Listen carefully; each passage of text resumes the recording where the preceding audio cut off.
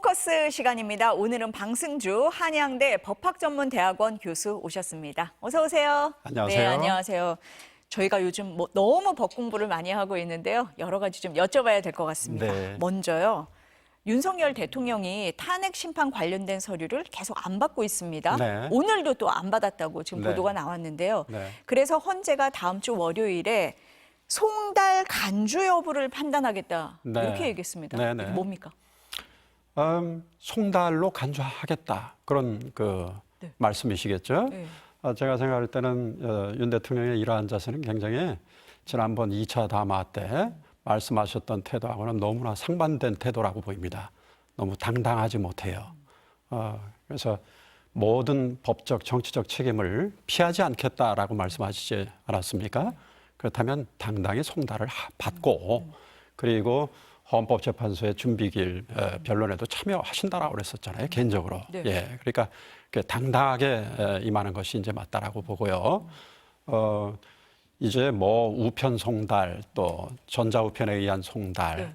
또 뭐 여러 가지 방식의 또 인편에 의한 송달 이런 것들을 다 최대한 노력을 했기 때문에 헌법재판소로서는 계속해서 당사자가 송달을 거부한다라고 그래가지고 헌법재판소가 계획하고 있는 준비 기일이라든가 또 변론 기일이라든가 이런 것들을 무한으로 늦출 수는 없는 것이죠. 그러면 그게 어떤 소송 체계가 작동을 할 수가 없는 것 아니겠습니까? 대통령은 국법을 준수해야 되는 그런 분이시기 때문에 네. 만일에 이와 같은 태도를 계속해서 견제하신다면은 나중에 탄핵 심판에서도 별로 유리하게 작용할 것 같지는 않습니다. 이거는 반드시 이제 응하셔야 될 것 같습니다. 그러니까 계속 받지 않고 있어도 받은 것으로 간주한다. 예. 뭐 그런 결론을 네네. 내린다는 네네. 건가요? 그게 법적으로 뭐 유치 송달 뭐 이런 얘기도 있던데요. 예, 유치 송달은 민사소송법 네. 186조 제 3항에 나오는 그런 제도인 것 같은데 정당한 사유로 송달을 거부하는 경우에 그 서류를 이제 거기다 놓고 옴으로써 그렇게 해서 이제 송달된 것으로 간주한다라고 하는 그 제도로 보입니다. 지금 헌법재판소법 제 40조에 보게 되면은 이 헌법재판에 있어서는 헌법재판의 성질에 반하지 않는 한 민사소송법을 준용하도록 되어 있고 그다음에 탄핵 심판의 경우는 형사소송법을 준용하도록 되어 있어요. 그러니까 이제 헌법재판의 성질에 반하지 않는 범위 내에서 기본적으로 민사소송법이 준용이 되기 때문에 이러한 여러 가지 송달 절차라든가 이런 것들은 거의 민사소송법에 준해서 그렇게 적용할 것이다라고 봅니다. 그러니까 헌법재판소에서는 이렇게 수치 거부를 하는 게 재판을 지연시키려는 의도가 있다라고 보는 거네요. 그렇다라고 보면 네. 네. 곧바로 이제 송달로 간주를 하고서 계속해서 이제 변론 절차에 이제 도입을 진입을 하겠죠. 네. 그러니까 2번 이상 그 본인 출석을 요구를 했음에도 불구하고 거부하는 경우에는 그 본인 출석 없이도 네. 변론 기일을 이제 개시할 수 있는 네. 것이죠. 예, 그게 이제 헌법재판소법상의 규정이다 이렇게 볼 수가 있어요. 그러니까 헌재가 원래 27일 날 시작을 하겠다고 했는데 그거대로 뭐 시작을 할 것 같습니다. 지금 분위기로 보면. 예. 그러면은 지금 헌재가 인원이 6명이에요. 6인 체제입니다. 네. 지금 민주당에서는 계속 3명을 더 임명을 해야 된다라고 하는데 네. 그럼 한덕수 권한대행이 할 수 있느냐 없느냐를 가지고 논란이에요. 교수님은 네. 어떻게 보세요? 이것은 당연히 할 수 있는 걸로 봐야죠. 자, 여기 굉장히 중요한 문제인데 이것은 권한대행이라고 하는 것은 마치 별도의 독립적인 대통령이 아닙니다. 여전히 한덕수 국무총리는 국무총리로서의 지위를 가지고 대통령이 권위나 사고가 있었을 때 그 권한을 대행할 뿐인 것입니다. 자기 지위가 대통령으로 바뀌거나 하는 것은 아니에요. 그런데 이제 다만 이와 같은 어떤 그 대통령의 어떤 권위나 네. 사고가 있을 때에 국무총리나 법률이 정하는 국무위원이 그 권한을 대행할 수 있다라고 대행한다 이렇게 이제 돼 있기 때문에 그 헌법상의 이제 규정을 보게 될 때 이거는 모든 것을 다 할 수 있다라고 볼 수도 있고 어떤 것은 할 수 없다라고 볼 수도 있어요. 그 전자의 경우는 이 조항을 봤을 때는 대통령이 고리가 되거나 사고가 있으니까 대통령이 할 수 없는 모든 것을 대신하여 행할 수 있다라고 하는 그런 규정이잖아요. 그렇죠. 전쟁 나면 국군 통수해야 될 거 아닙니까? 네. 그거 해야 될 거고 뭐 모든 것을 사실은 원칙적으로 할 수는 있어요. 그러나 이 탄핵이 이제 되고 네. 탄핵이 국회에서 이제 가결이 돼서 직무가 즉시 이제 정지가 되는 기간 그리고 헌법재판소가 탄핵 심판을 이제 종국적으로 결정할 때까지의 잠정 기간 동안에 권한대행인 국무총리가 너무 적극적으로 이제 혹시 이제 퇴임 말하자면 파면당하게 될 대통령이라고 할 것 같으면 새로이 선출될 대통령이 이제 곧 올 거고 아니면 그게 기각되게 되면은 종전 대통령이 이제 다시 제2시로 갈 거 아닙니까? 그분의 뜻이 어떻게 될지도 모르고 사실은 그 대통령이라고 하는 것은 민주적으로 국민에 의해서 직접 선출되어서 민주적으로 정당화된 기관인데 그분의 뜻과 상관없이 권한대행이 너무 독자적으로 그리고 창설적으로 그렇게 대통령의 권한을 휘두를 수는 없는 거예요. 네. 그런 차원에서 네. 국민의 뜻을 잘 존중을 하면서 그리고 동시에 국회의 뜻을 잘 존중을 해야 돼요. 국회기관이라고 하는 것은 뭡니까? 국민의 대의기관이에요. 예, 그렇기 때문에 국회의 뜻을 잘 존중을 하면서 그렇게 권한대행의 직무를 수행해야 된다라고 이렇게 볼 수가 있습니다. 그러니까 이번에 그 공석인 헌법재판관 3명은 국회 몫이기 때문에 그렇죠. 국회에서 추천해서 올라오면 그렇죠. 임명하는 것이 맞다라는 맞다라고 입장이죠. 하는 말씀이죠. 네. 왜 그러느냐? 네. 국회에서 선출하게 되면 그것은 이제 대통령이 임명하는 나머지의 절차는 요식행위에 불과한 거예요. 윤석열 대통령이 탄핵이 되지 않았다 하더라도 임의로 재량으로 그걸 거부하거나 다시 되돌려 보낼 수 없어요. 그건 지금까지 헌정사상 그런 유례가 없고, 예, 그래서 그거는 그 재량이 아닙니다. 강행 규정이에요.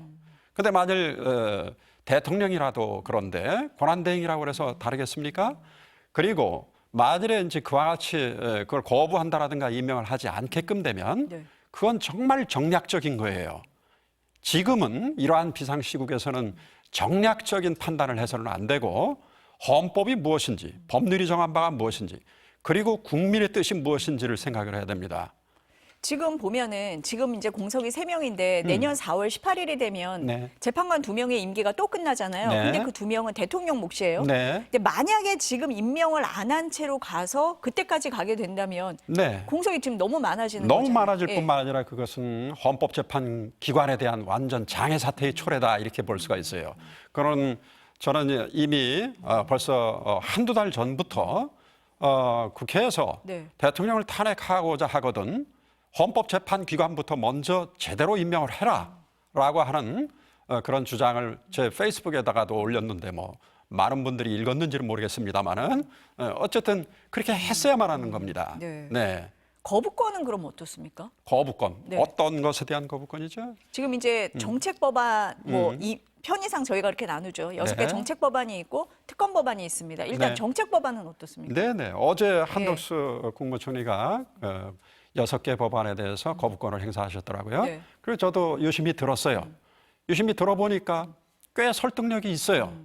제가 생각할 때는 진영으로 나뉘어서 이러한 그 비상시국에 무조건 야당과 여당으로 나뉘어져 가지고 싸울 일이 아니다라고 봅니다.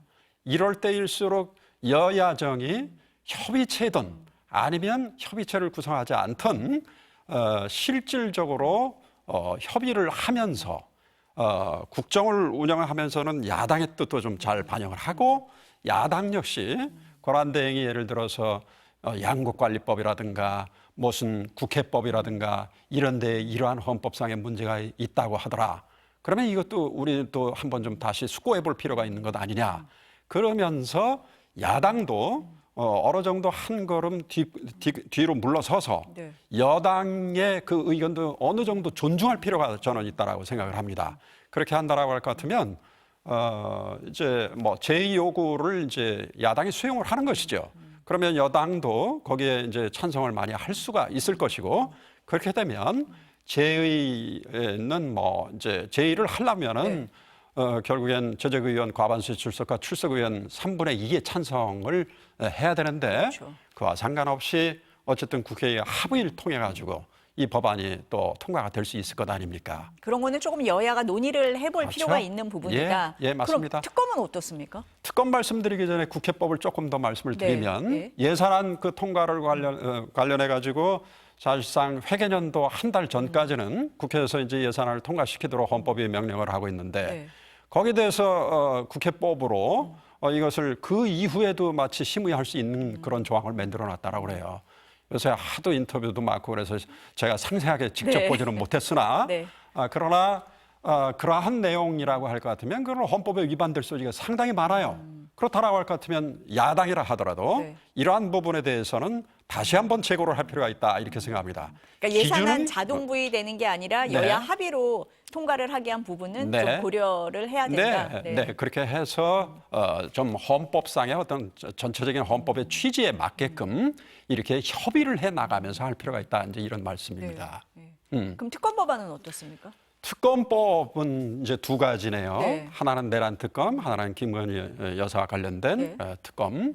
김건희 여사와 관련된 특검은 특히 명태균 씨의 어떤 그 폭로, 어떤 선거 여론조사 폭로 이런 것과도 아주 밀접한 관련이 있다라고 볼 수가 있겠고 보는 시각에 따라서는 어쨌든 그 사건이 어떻게 파헤쳐지느냐에 따라서 대통령 선거 자체의 정당성 여부의 문제까지도 파급될 수 있는 굉장히 중요한 그 문제가 거기에 들어 있거나 잠복돼 있다라고 볼 수도 있을 것 같아요. 그렇다라고 할 것 같으면 이 두 가지 그러면 이제 그 첫 번째 것이 이제 내란 특검인데 특검. 네. 이거는 헌정 사상 초유의 대통령이 헌법 제 77조의 요건에 맞지 않는 그리고 주관적인 판단에 말하자면 비상계엄을 선포한 것이기 때문에 우선 요건이 실체적으로 맞지가 않고 그다음에 두 번째로는 모든 비상계엄 그 선포 또 이 국법상의 대통령의 국법상의 모든 행위는 문서로서 해야 될 뿐만 아니라 그리고 이제 국무회의의 심의를 거치도록 돼 있어요. 그런데 심의회의 거치고 나면 국무총리를 비롯해서 관계 국무위원이 거기에 부서 사인을 하도록 돼 있단 말이죠. 그것이 대통령의 모든 국법상의 행위를 문서로 하는 방식입니다. 그런데 그런 절차를 거쳤나요? 그렇지 않다라고 지금 보여지고 있어요. 헌법재판소도 그래서 회의록을 보내라. 그리고 포고령 보내라. 이렇게 했는데 지금 거부하고 있지 않습니까? 거부하는 이유 중에 하나는 아마 없기 때문에 못 보내는 문제도 있을 거예요.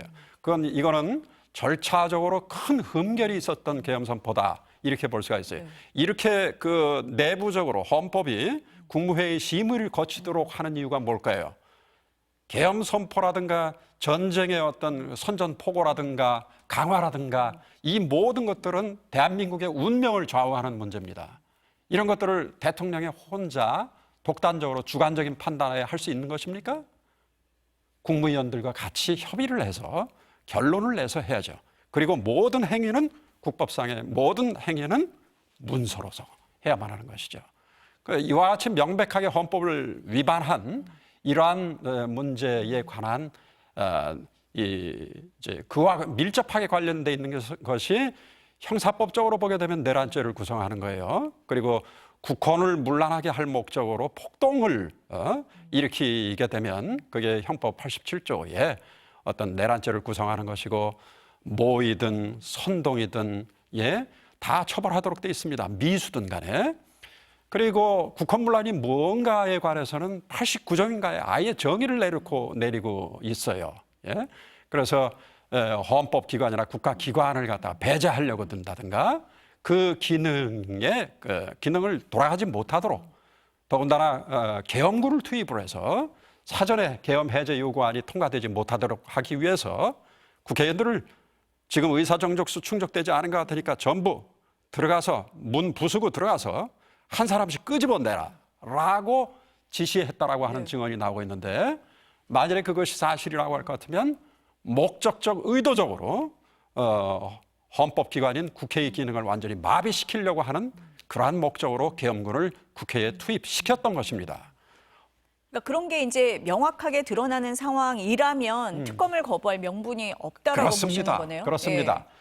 자기 자신의 안위를 생각하고 어떤 정략적으로 무슨 판단을 하려 들어서는 안 돼요. 적어도 헌법기관이라고 할 것 같으면 국가와 국민을 생각해야 됩니다. 국가의 운명도 생각해야 되고 국민의 안위를 생각해야 됩니다. 그렇다면 내란 특검법이라든가 이런 김건희 여사와 관련된 그거는 선거하고도 직결이 되는 문제가 되기 때문에 이거 수사 들어가야 돼요. 예, 그리고 지금 공조본이 이제 기능을 하고 있고 네. 검찰은 검찰 나름대로 이제 하고 있고 그래서 이제 하고 있지만은 이게 이제 수사가 좀 너무 각기 이제 이루어지는 그러다가 이제 너무 중복 수사가 되거나 또는 이제 수사가 누락되는 경우도 있을 수도 있는 거예요. 네. 그렇다고 할 것 같으면 이제 그 전까지는 제 생각에 특검이 제대로 통과되기까지 좀 시간이 걸린다면 검찰하고도 협력을 해서 합동수사본부라고 하면 옛날에 전두환 때 이제 이름이 떠오르니까 그것 말고 통합수사본부를 좀 구성을 해서 당분간이라도 네. 예, 특검이 제대로 발족하기 전까지라도 그렇게 해서 협력 수사를 해야 된다라고 생각합니다. 그러니까 협력 수사를 하다가 결국은 특검으로 가는 게 넘겨야죠. 가장 예, 옳은 방법이다 바람직스럽죠. 이렇게 보시는 예, 거네요. 그렇습니다. 근데 지금 윤 대통령이 수사에 응하지 않고 있잖아요. 네네. 소환 통보에 응하지 않고 있어요. 네네. 그러면 이제 체포영장으로 간다라고 보는데 네. 현직 대통령에 대한 체포영장 집행 네, 문제는 없습니까? 아무런 문제 없습니다. 경호처가 막고 뭐 이럴 수는 없는 겁니다. 경호처는 막을 수 없습니다. 예, 지금 헌법 제84조인가요? 네. 대통령은 재직 시 내란죄와 외환죄를 범한 경우가 아니면 형사상의 소출을 받지 아니한다 이렇게 규정이 돼 있어서 내란죄나 외환죄를 범한 경우에는 형사 소출을 받을 수 있다라고 하는 반대의 해석이 가능한 것이죠. 그러니까 지금 이제 검찰과 또 공조본이 계속해서 수사 또 출석 통보 지금 하고 있지 않습니까? 두세 번 하다가 안 오게 되면 이것은 증거인멸 등의 우려가 있기 때문에 이거는 그 체포영장이나 구속영장을 발부할 사유가 된다라고 볼 수 있습니다. 모든 국민은 법 앞에 평등하고 또 뿐만 아니라 대통령 본인 당사자가 모든 법적 정치적 책임을 피하지 않겠다라고 했으니까 당당히 수사면 수사, 탄핵이면 탄핵 응하겠다고 하셨으니까 출석하셔서 수사를 받는 것이 맞다라고 생각합니다. 아니 지금 증거인멸 말씀을 하셔서요. 네. 지금 대통령실에 대한 압수수색이 전혀 안 되고 있어요. 지금 이루어지가 예. 않고 있어요. 그러니까 보안 시설이라는 이유로 책임자 승인이 필요하다 이렇게 네네. 얘기를 하는데 그때 책임자가 누굽니까? 지금 현재로서는 예. 한덕수 권한대행이라고 봐야죠. 지금 대통령은 직무가 정지가 됐기 때문에 거기에 책임자라고 볼 수는 없습니다. 예, 이런 압수수색, 강제 수사에 관한 이런 경호처에 네. 어떤 말하자면 직권 남용 내지는 이 권리 직권 권리 행사를 방해하는 거 아닙니까? 아니면 권한을 갖다가 하지 못하게끔 하는 것인데 이런 것들을 하지 못하도록 하는 거 그거는 한덕수 국무총리가 해야 하는 일이죠. 그러면은 한덕수 국무총리가 권한 대행이 가능하다라고 승인을 해줘야지 해주면 이제 경호처가 예, 강제 수사를 할 수 있도록 해주겠죠. 그러나 나머지 예를 들어서 그 체포영장이나 네. 구속영장의 집행 이것은 그 경호처하고는 상관이 없는 문제입니다. 네. 공무집행 방해죄가 돼요. 만약에 그걸 방해한다라고 할 것 같으면 경호처도 네. 그리고 아무런 근거가 없어요. 법적 근거가. 예. 어쨌든 뭐 체포영장이 청구되고 발부되기 전에 대통령 스스로 자진 출두하는 게 가장 그게 좋은 방법 가장 좋은 방법이라고 봐야죠. 예. 예. 아유 좀 그렇게 됐으면 좋겠습니다. 네. 네. 오늘 네, 말씀은 맞습니다. 여기까지 들어야 될 것 같습니다. 예. 감사합니다. 네, 감사합니다.